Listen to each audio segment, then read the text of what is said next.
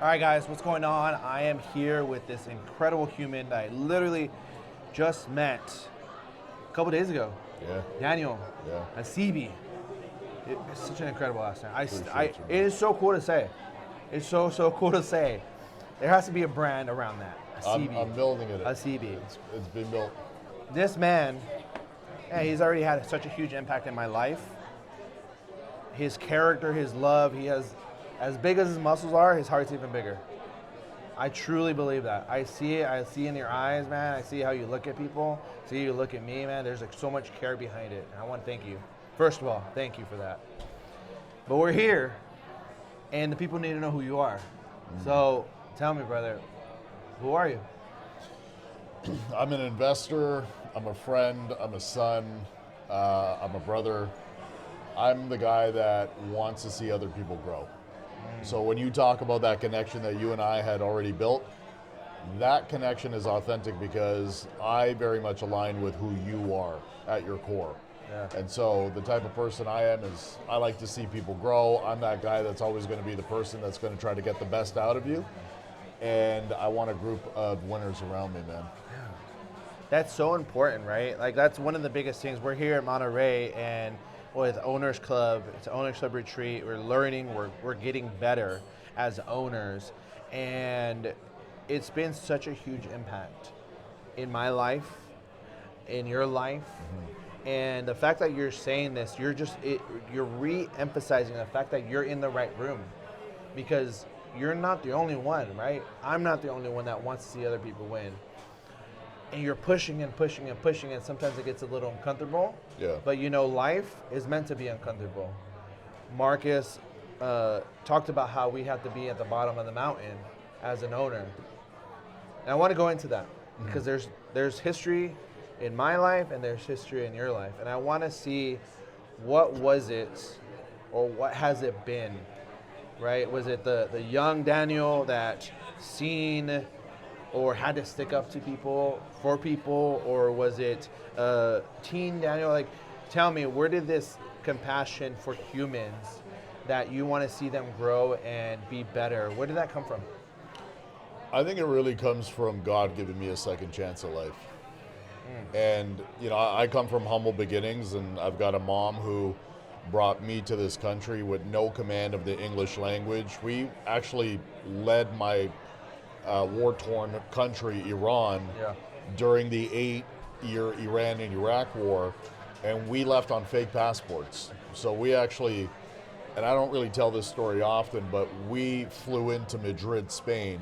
We got caught with fake passports, ended up living in the airport for a couple weeks, and the officials didn't like that. It wasn't a good look for them, so they put us on a bus and said, we're sending you somewhere nice. Okay. They ended up sending us to a refugee camp in Germany, and we were there for like 6 months. Then again, my mom scrambled in some way to get additional fake passports, and then we ended up in Canada. So I come from humble beginnings, and my mom had a beautiful life back home and gave it all up to bring us here. Me and my two brothers, which came at a different time. So growing up with just a single mom, not having a father in my life to show me the ropes, I had to figure things out the hard way. And through life, you have a series of mentors that you start to develop relationships with, and they start to guide you in ways that a father never had. Right. And so for me, I think as I started to grow older, you know, they only play certain chapters in your life. Yes, absolutely. And somewhere along the lines, I think I hit rock bottom far too often, where God had given me a second chance. And I think that's where I started to think to myself, all right, let me be the father I never had to myself. That's so good. And with that came wanting to help other people. Dude, that is, okay, there's so much to unpack there. What age point were you at this? When you came, actually, when you first tried to get into, so you get into Madrid, how old were you at that point? I was 1. Yeah, One. just before I was 1. Wow. Yeah. So your mom... I'm 6 months old, probably. Maybe, no, we left when I was 1 year old, and we flew right into Madrid.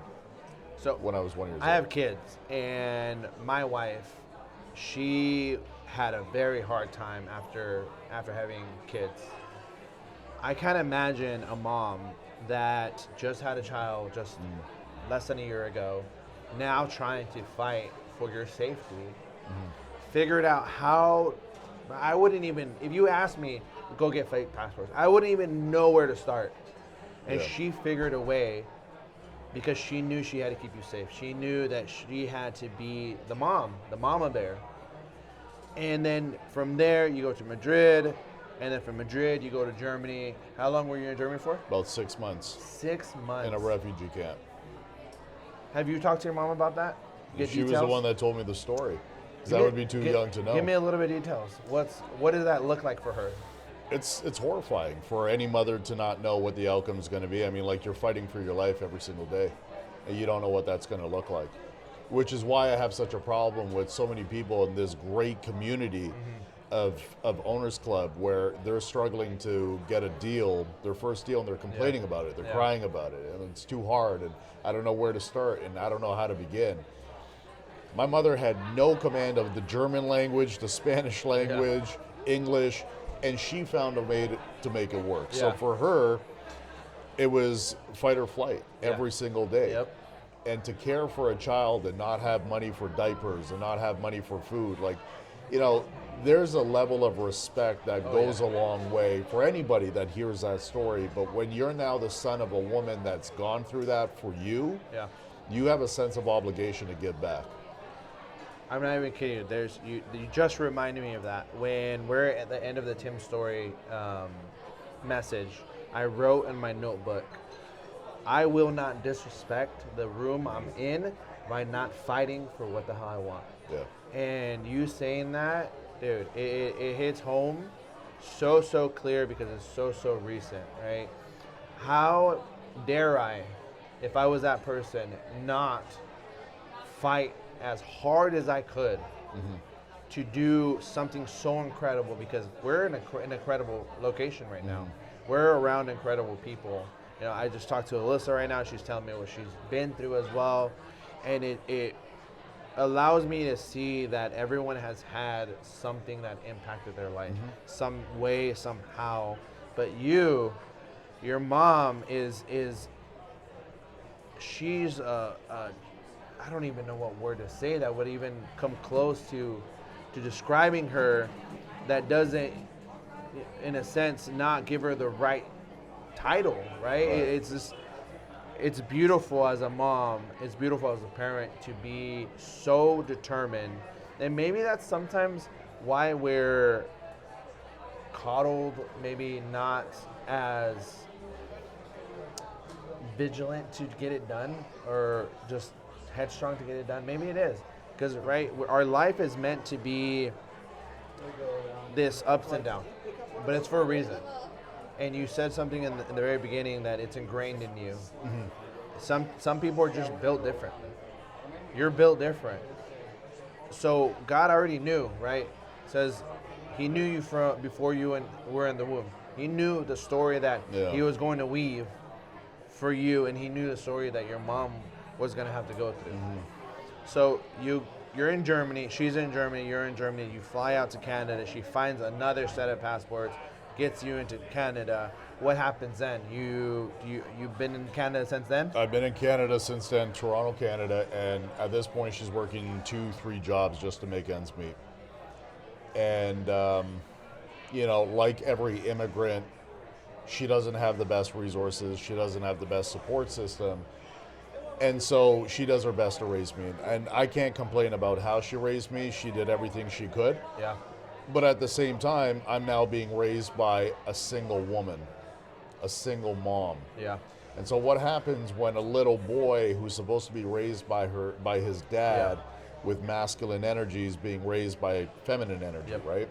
And so that starts to take an effect on me, because now I'm not seeing the lens of a man should through hardship. I'm seeing it through the lens of my mom. Yeah.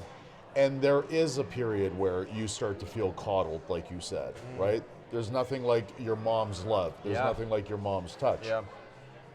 So fast forward, we go to when I'm about my teens now, and now I'm getting caught up in the wrong groups. We're in the, worst community. We're in the worst hood. Yeah. I don't have the best of friends, and I start to actually get involved in a lot of the crime that's taking place in that neighborhood. Wow. Yeah, I came from like a really rough past. And so that becomes what I call the horrific chapter of my mother's life, who had sacrificed so much to bring me here for a better life, only for her world to go upside down. And I'm talking like, drug dealing and gang banging. Like, there's a different side that you get exposed to. And when you're living with a scarcity mindset and you're broke and you're looking how to make money and you don't have the right resources to teach you the right ways, you start looking for the wrong ways to make it fast. Yep. And so that's sort of been my journey up until I hit about 13, 14 years old. And I met my dad for the first time when I was 13. Really? Yeah. How did that even happen? I mean, you're in Canada. I would assume he's back. He's back home in Iran, and one day I got a knock on the door, and it's him. I had never had a conversation with this guy in my life. Wow. Kind of showed up and said, "I'm your father." Did you want to punch him? I didn't know what to feel. To be honest, I was actually happy because I felt like a normal kid. I was, for the first time, excited to say that I got a dad.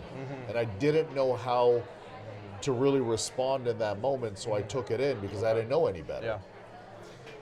And those 5 years that I thought were going to be that father and son relationship was anything but. It was anything but. So that was the horrific chapter in my life where the abuse started to set in, the neglect started to set in. Yeah.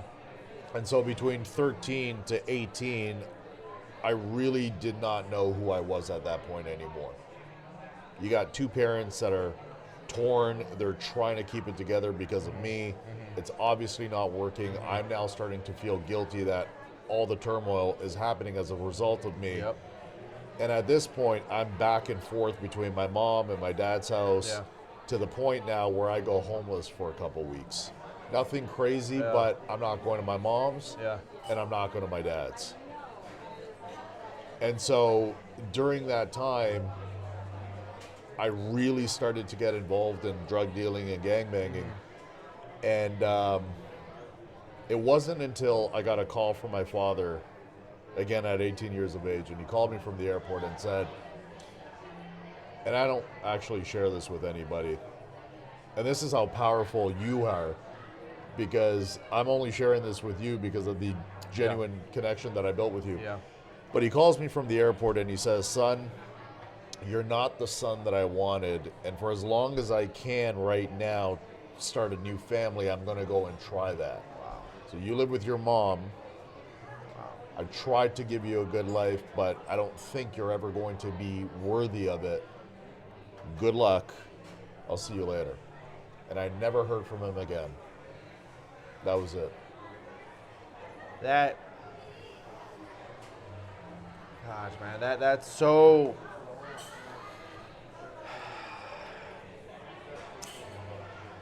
Humans are very interesting. Humans, for whatever reason, when there is something too hard, there is either a fight or flight.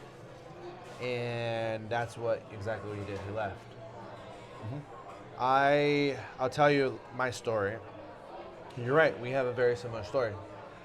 My parents were not the best when it came to their relationship. So originally I was born out here in California, Northern California. My dad, an alcoholic, also a womanizer. So he cheated on my mom who knows how many times.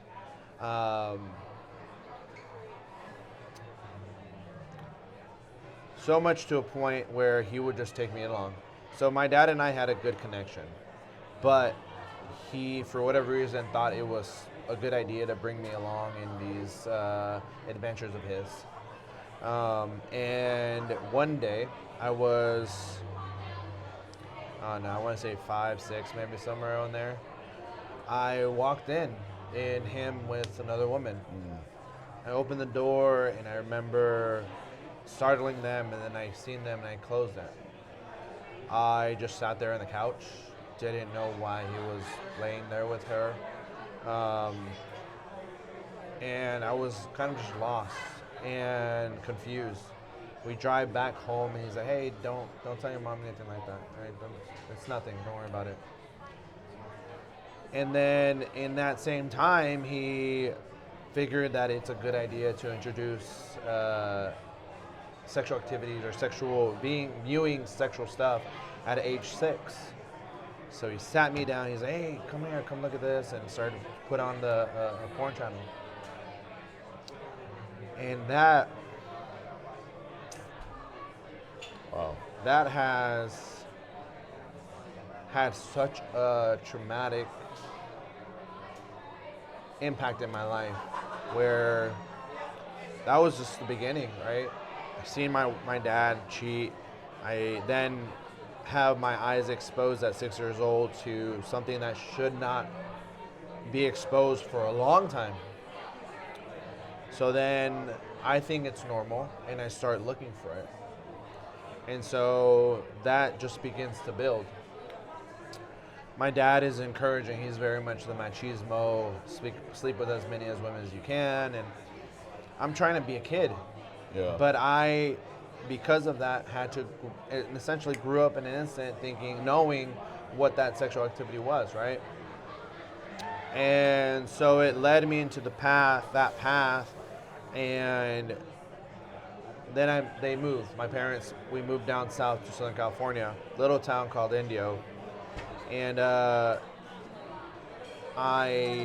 this is another traumatic experience. I had 2 dogs. I loved dogs when I was a kid. Yeah. Loved dogs. I had 2 dogs, and I absolutely adored them. They were amazing to me. We have to leave them. We leave them with my aunt, thinking that it's going to take care of them. And I remember one day she comes, and she's like, "Well, they ran away." And I put my faith in my parents that they were going to take care of these dogs. I put my faith in my aunt. And I remember running and just being heartbroken. It was what felt like my innocence just kept getting ripped away. And then in that time, my parents, same. They're fighting. They're arguing. They're breaking doors. And who has to be in the middle? I do. You. As it's a natural reaction, I had to protect my mom. I had to push away my dad. And I remember there was times where there was like irons thrown, and there was bleach sprayed, and all this fighting, and it was not a good place for a kid to grow up. Right? At the same time, I'm still with my sister. She's with us. She's my half sister, and I have to see her. I have to see her and what she goes through, and she's dealing with her own traumas, and I'm not a good brother. I mean, I'm a kid, right? Brother, sister, sibling, rivalry, fighting. It was never, in the beginning, the best relationship. She loved me. I know she did. And so my parents are fighting and arguing, and there's so much chaos going on and so much inappropriate discussions and fights going on, and I'm seeing all this, and I'm thinking, in essence, this is normal, right? I don't know any better. They finally get divorced, and I move with my dad. I go with my dad. My mom understands how close I am with him, and she lets me go. She knew she could have kept me. I didn't know this until much later. Right. I essentially thought she's just like, "No, have him. Like, I don't want him." That's how I felt. Right. Because she didn't fight for me.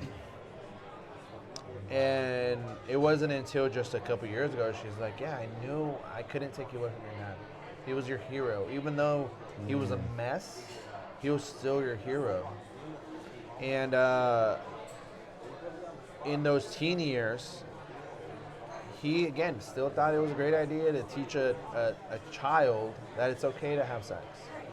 So I actually lost my virginity when I was 13 to an older woman. And again, I thought it was normal. I thought it was cool, but it just kept on these traumas of my innocence kept being ripped away and ripped away and ripped away.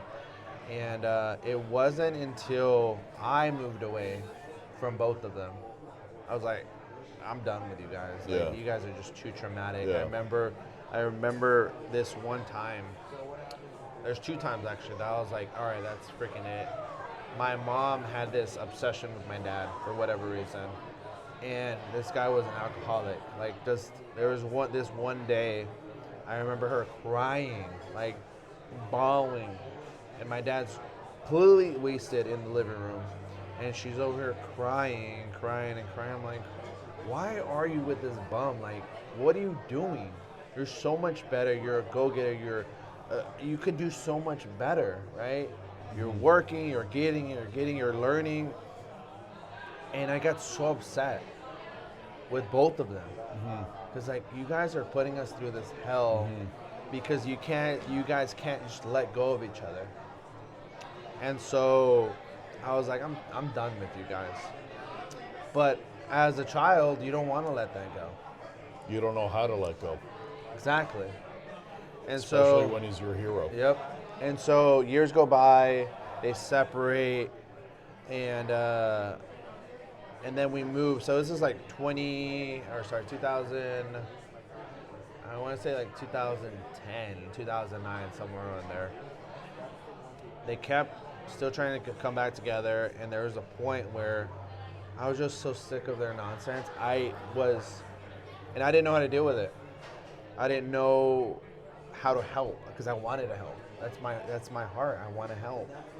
And I remember they were fighting, and they're so used to fighting that it was just normal to them.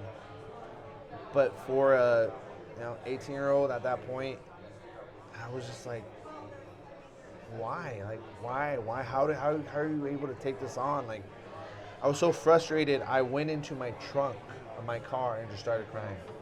I didn't know where else to go. I didn't want to be around them. And then in that time, thank God, he started just sharing himself with me. He started having moments. He knew if there was a sudden just influx of him that I wouldn't accept him. And so he started doing it drip by drip by drip. And so from like 2007 to 2010, he was doing these drips.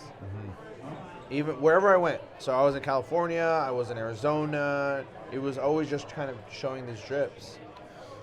And one day, at this point, I was still living with my mom. My dad, at this point, already left. He was a truck driver.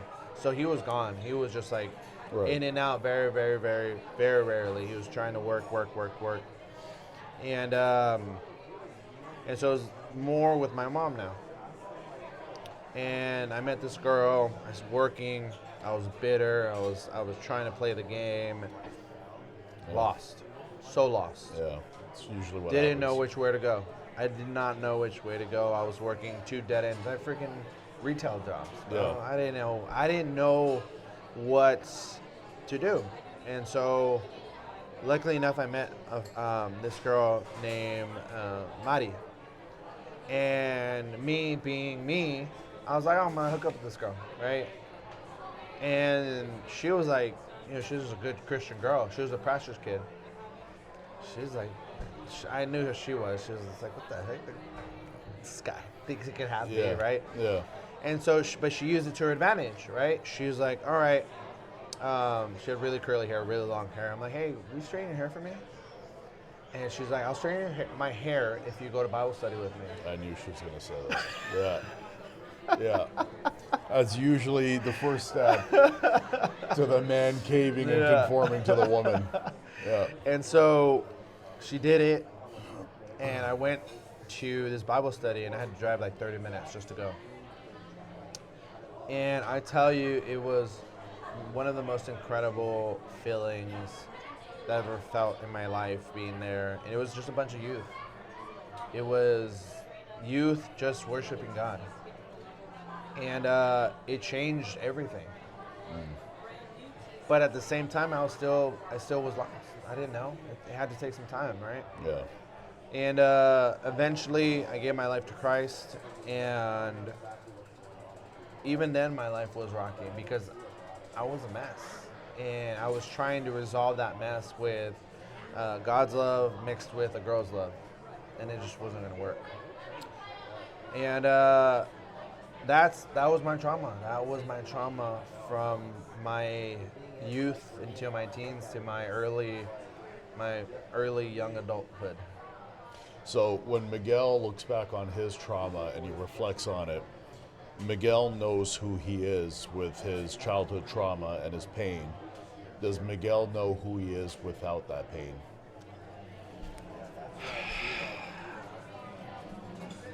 You know what?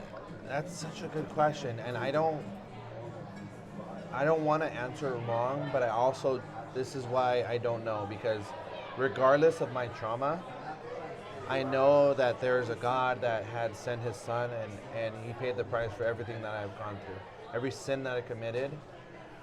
And that allows me to put that burden that I have on his shoulders, but still allows me to recognize that I went through that, and which makes me who I am now. And I don't know.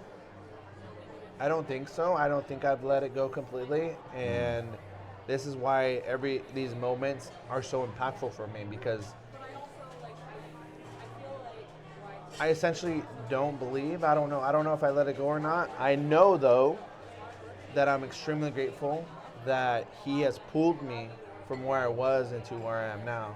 You know, 2 beautiful children, one absolutely incredible wife, and I get to serve my true God. I get to serve him in a way where I get to spend on a Thursday evening with you here in front of a camera talking about it. Like, this is my life now, and I'm just so grateful, but yet I still feel so unworthy. And that's why that emotion is so strong, because I just feel so unworthy. But at the same time, I know that his love is so amazing that even when I don't feel unworthy, he still shows his love for me. I'll share this with you. It was a couple months ago. It was before I joined the Owners Club. And I was going to give a study to the men. And they had me placed downstairs. We had a classroom downstairs and had a whiteboard. And there was this itch of what this verse meant. And I was like, what are you trying to tell me here? What is it that you're trying to tell me, God?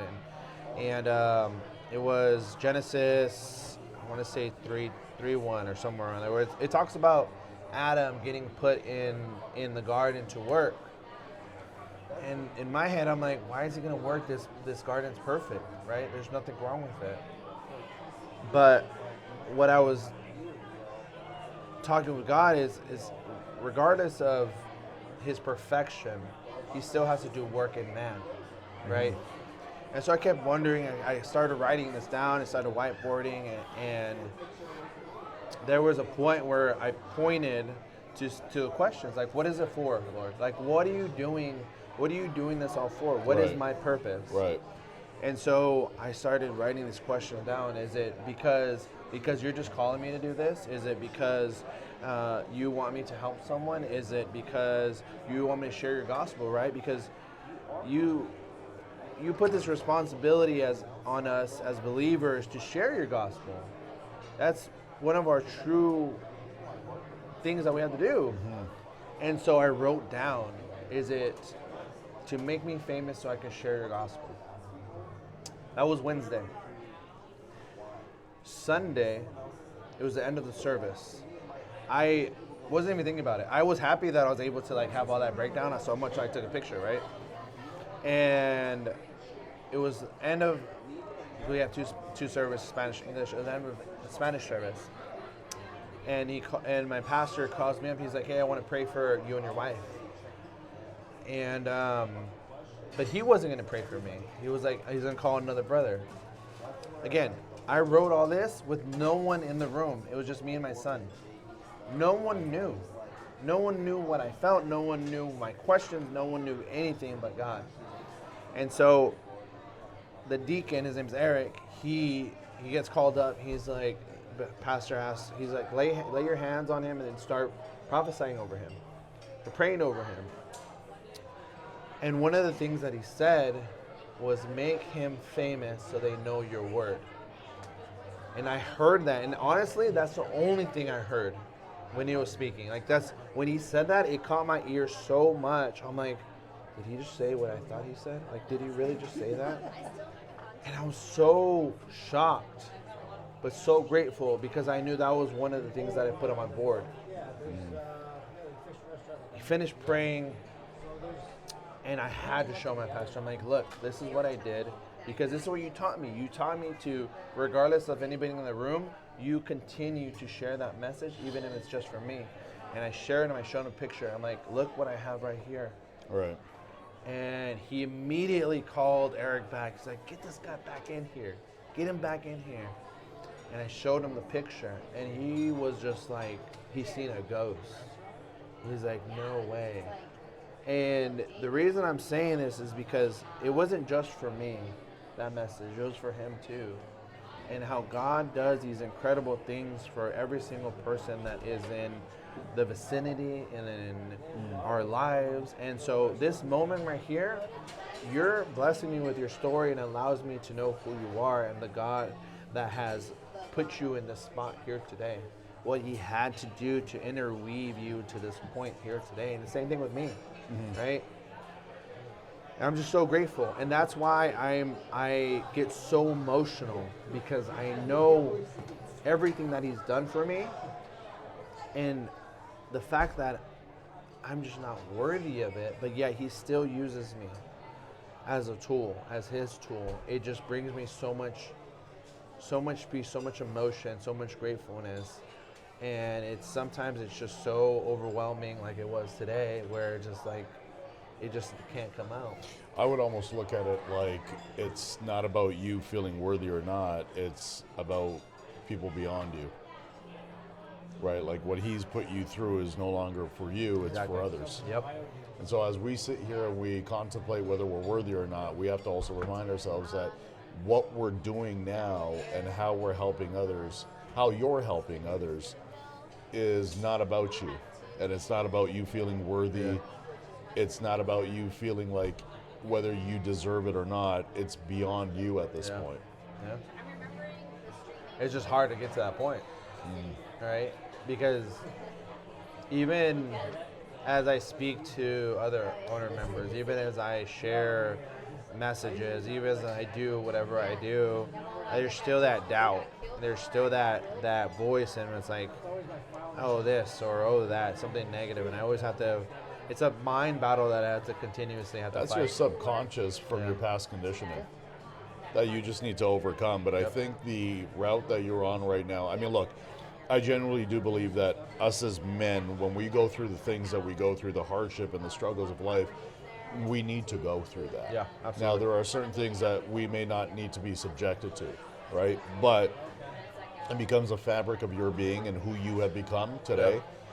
And I'll also add that when I asked you that question, do you know who you are without the pain? When I was asked that question from a friend of mine, I couldn't answer it. Yeah. And that was maybe 6 months ago, 5 months ago. Wow. And I still have a hard time answering it. Yeah. Because it's all I've ever known. And I don't like the idea of getting rid of my demons, because my demons have allowed me to become who I am. Yeah. Those are my demons. Yeah. And I've gone through hell to develop them, right? So I want to hang on to that because it's allowed me to channel it in a very successful way. Now, if I was spiraling out of control, I'd have to address it. Yeah. But for me now, I use it as fuel, whether I'm in the gym, whether I'm working on acquisitions, whether I'm thinking of problem solving strategies. I look at where I came from and what I've gone through. And that was only a small fraction as to what I shared with you. So for people like you and I, we've gone through that hardship no longer because of us. It's not about us. It's about the people in your lives. Like you said that you've got 2 beautiful kids and a wife. dude, that's like number one, and Marcus Lemonis also says this too because he's an adopted child. Yeah. You're privileged to have a child. Yeah. You don't have the right to have a Yeah. child. You're privileged to have a child. And you've got two beautiful kids and a wife who's supportive and allows you to build that relationship with God. This is no longer about you being worthy or not. This is about you delivering to those that saved your life. Absolutely. Damn, bro. That's so good. Yeah. That's so good. See, this is, I was just talking to John Rodriguez, and one of his big things is dads, helping dads. And I think it goes beyond the dads, it's the men, right? Yeah. This world needs men that are righteous, that follow what God has put in their heart.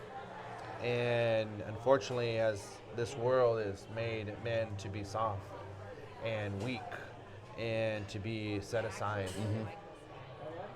And I think it's a responsibility as the men that are actually fighting like hell to change this world.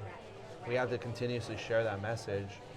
And I thank you because you are able to share that message. And I think how you put it, where it's like those demons have to stay with me because they're my fuel. It reminds me of the verse where God talks about how everything is created for Him. And I've never looked at it in that sense, but damn, that's good. Where it's even the bad, the ugly, and the good are fueling me to be where I need to be and where I need to go. Yeah. That's so good. Yeah, I don't believe in getting rid of them, but I will also say this too. It's you that brings that out of people as well, right? Like I'm not sitting here having this podcast with just anybody and sharing this side of my life. Yeah. We're at a real estate conference, right? We're at a real estate meetup right now. But it's who you are at your core that I'm able to align with. It's your values and morals. And in these short days that I've gotten to know you, I've been able to connect beyond the surface with you. Yeah. And that's what I resonate with most. And I feel like when you've gone through something hard in life, and I say this to a lot of people, if you haven't gone through hardship, I can't relate to you. Because there's nothing relatable at this point. There's no commonality, and there's only so much surface level discussions that I can have before you know and realize I'm no longer interested in having a conversation. So you have the ability of bringing this side of me out. And so that speaks to your ability to drive that out of people. Yeah. And so what I would suggest for you, Miguel, is that, and this is in such a short period of time of getting to know who you are, is that share your story with others, because in that moment when I saw you emotional, I realized there was some deep-rooted pain within, and immediately the first thing that came to my mind is, I want to be friends with this guy for life. Yeah, I love that. It's no longer about how do we serve each other in real estate. I want to get to know who this guy is, because there's something so deep that he's got to share with the world. Yeah. And I want to be a part of his journey when he does. I love that. I appreciate that. Truly, I do. There's, with this, again, you mentioned this, with real estate and this whole business world, it does come back to, right? It's like, oh, how do I help you? How do I help you on the surface level? One of the questions I had coming into this was, how do I bring my personal life into this? And my personal is not just who I am, but it's also my family. And how the heck do I put these two together? And I think this is it. This is just being vulnerable and allowing people to see, allowing us to just do it and just share and be vulnerable. And Tim's story really resonates with me, right? Because he had that rough. Like, as soon as the guy started talking, I was like, I can feel exactly what you're talking about. Yeah. I can feel that. Those demons, those scars that he had to go through to be who he is. Bro, it pissed me off on his behalf when those guys told him that. That made me so angry, bro. Because who the hell do you think you are to tell someone that they shouldn't be doing that or they shouldn't be doing this when God has ordained them through their weaving of their DNA to do that, bro? Bro, oh my But gosh. you need that in life though, because imagine what you wouldn't know if everybody cheered you on. Yeah. Right? Like days wouldn't be sunny if you never had rain. Right. Right? Joy wouldn't feel so good if you never had pain. Yeah. So he had to have gone through that to be subjected to that kind of harsh negativity to realize what the positive outcomes can and feel look like. And so why we go through what we go through is because that allows us to see a different side of life and want to share that with other people. Yeah. And so Tim's story also had to go through that because Tim's story wouldn't be the Tim story to share that story. Yeah. Yeah, it's more not the fact that he had to go through it, it's more the fact of who it came from. Yeah. It's these believers that use his word as a evil in that sense. They take advantage of it. Yeah. Bro, that's what really pissed me off because my faith is truly my number one, honestly. Because I've literally done the test. I've done that Clifton Notes test, whatever it's called, and that's my number one. It's my belief. Yeah. And it, like I said, it literally put a fire in my heart. I was like, those mother, that's why I told you too when your dad came, because that's what I would feel. I feel for you. I think back of you as a teen not having that dad, and then all of a sudden he wants to pop up, and then to 5 years later say peace, bro. If I were to see him on the street, probably wrangle his neck. It was the greatest thing he had done, though. It was the greatest thing. I know. You know what I mean? I had to be, yeah. Yeah, and trust me, like I'm not going to front and say that I've made peace with it because I'm not. No. I mean, kudos to those people that are able to forgive. But right, that's the fire. Yeah. That fire, bro. It's like you. Yeah, that's you a fire that I don't want to wasn't- let out right now. Yeah, we're good. Maybe in retirement I'll let that fire out, but for now we're gonna hang on to it. Oh yeah, no, absolutely. Don't let that go. No. Let that guy, without even him knowing who Yeah. you are, know that you are a freaking amazing person. Appreciate you, man. And your story, it's already changed my life. It's going to change other people's lives. I appreciate right? you. I 100% think that this has to be broadcasted more. This reality of who we are, these demons that we freaking face every single day. It's an everyday battle. Everyday battle that we have to fight, and we have to freaking punch off our shoulders. But it's a good battle for us. As men, it's a battle that we have to go through. Yeah. And I much rather go through this battle on behalf. Like I can probably speak on your behalf and say that you much rather go through this battle yourself than for your kids and your wife to ever go through. Oh, dude, 100%. Right? Yeah, so absolutely. put that weight on my shoulders and I'm good with it. Yeah. I'll take on everyone's pain and problem. Yeah. I just don't want them to ever be subjected to what I was subjected Yeah, absolutely. to. Yeah. I'll tell you this. I don't think I've ever told anyone else this. The women in my family, or the women in my life, my sister, my wife, all have experienced some kind of abuse. And I remember one day we were at church and I had my daughter and she'd just been born. And again, it terrifies me. As a father, just thinking about it, I would literally slit his throat. I mean, I wouldn't care. I would slit his throat and watch him bleed. But thank God that I remember I was in the altar and it was so clear. I had her in my arms and I was holding her and I heard God as clear as day. Don't worry about that. I'm going to protect her. She will never have to go through that. And I remember, bro, I was like, thank you, because I don't know what the hell I would do if that ever happened to her. I would feel like a failure. I would try to kill that guy. I would be broken because I failed as a father, knowing that I couldn't protect her from what I had went through. Because honestly, what I went through was sexual abuse too. Yeah. And what my wife went through. And what my sister was going through. And what my aunt's gone through, right? And thank God he said, no, I'm breaking that curse. You're breaking the cycle. Yeah. It's not going to happen. That's amazing. And I thank God because she doesn't have to go through that, because I had to go through it, but I was able to see that God was just trying to pull me in, so then He can then say she doesn't have to go through it, because you went through it, and I paid that price for it. And so, absolutely, 100% agree. I'd rather have taken that than have my daughter I love that. take that. 100%. Love it. Man, you wanted to go deep? We went deep, We brother. went deep, bro. This was good, man. I enjoyed So, that.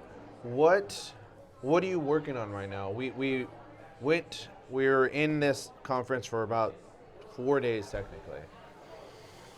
What were you coming here thinking to get? What did you need to get? I was thinking to come and give. Okay. I was thinking to come and give. That you did it.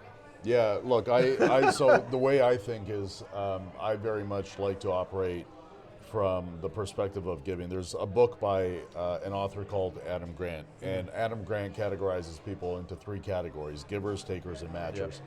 And givers are those that give as much as they can, takers are those that take as much as they can, and then the matchers play the tit for tat. You send me a lead, I'll send you a referral. You bring me on a deal, I'll bring you on a deal. And so I always like operating from a state of abundance, and it took a long time to get to this state. I've always been focused on full ownership. Right. But now it's more so, how do I give as much as I can? So I've got a business partner, his name is Daryl, and him and I are now focused on bringing in as many investors as we can that have never had their first rental property or never acquired Wow. real estate in their life. Yeah. How do we help them get into the market? But by the same time, it's also being a lucrative acquisition for all of us. It's fruitful for all of us. So we've got a lot of single families and multifamilies right now across US, Canada. We're looking at co-living because the focus behind that is helping those that are in a position where they can't necessarily help themselves. Right. And so this ties into my Mount Everest, which is very much aligned with his, which is very specific. It's helping 1,030 people through the acquisition of 137 homes, netting $250,000 a month, cash flow, which is going to benefit our families and our employees as well. Yeah. And so through God's good grace, right now we're hitting the ground running on the co-living. The single families, multifamilies have been very strong for us. We've been very fortunate with that. And we're just looking at really building authentic, meaningful relationships with people that we can bring on, whether that's partnerships or whether that's just even serving them. That's incredible. So, you want to continue going deep? I mean, we can take it wherever you want, but I don't know how far you want to go. How much time do we have to go deep? We might have to, we'll pause this one. Okay, so next question. Yeah. Last question, actually. You gave a little bit about your Mount Everest, right? You actually gave a lot about your Mount Everest. How do people reach out to you? What's the avenue of, you're watching this, they're watching this, and it's like, I want to be around Daniel. I want to talk to you. I want to connect with you. I want to either invest with you, or even I'm that person that needs that home. How do we get a hold of you? You can get a hold of me on Facebook or Instagram. That's at Daniel Hassibi, Hassibi, or hit me up on my email, daniel@chartered-finance.com.